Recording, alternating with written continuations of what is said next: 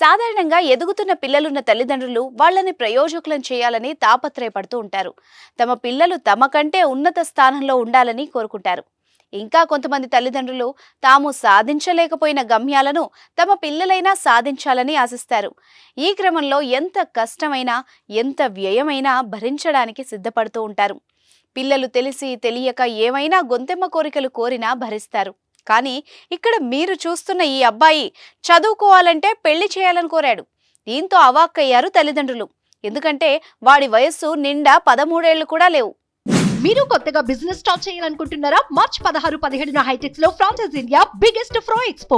పాకిస్తాన్ మన పొరుగు దేశం. మామూలుగా చూస్తే చదువు గురించి పెద్దగా ఆలోచించని కుటుంబాలే ఎక్కువగా ఉంటాయి. ఏదో ఒక పని చేసుకుని బతుకుతారులే అనే మైండ్ సెట్తోనే ఉంటారు అక్కడి జనాలు. కానీ ఈ 13 కుర్రాడి పేరెంట్స్ మాత్రం బాగా చదివించాలి అనుకున్నారు. ఇతడేమో కుదరదు అన్నాడు. చదువుకోవాలంటే నాకు పెళ్లి చేయండి అని అడిగాడు. అవాక్కయ్యారు ఆ పేరెంట్స్.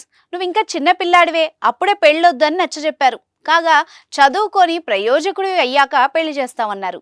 చదువుకోవాలంటే పెళ్లి చేయాల్సిందే అని పట్టుబట్టాడు ఆ 13 పిల్లాడు. బాగా చదివించాలనుకున్న ఆ పేరెంట్స్ చేసేదేం లేక ఓ 12 అమ్మాయితో పెద్దల సమక్షంలో గ్రాండ్గా నిశ్చితార్థం చేశారు.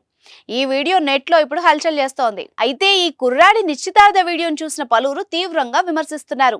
మైనర్ కుర్రాడికి పెళ్లి చేయడం ఏంటని అడుగుతున్నారు.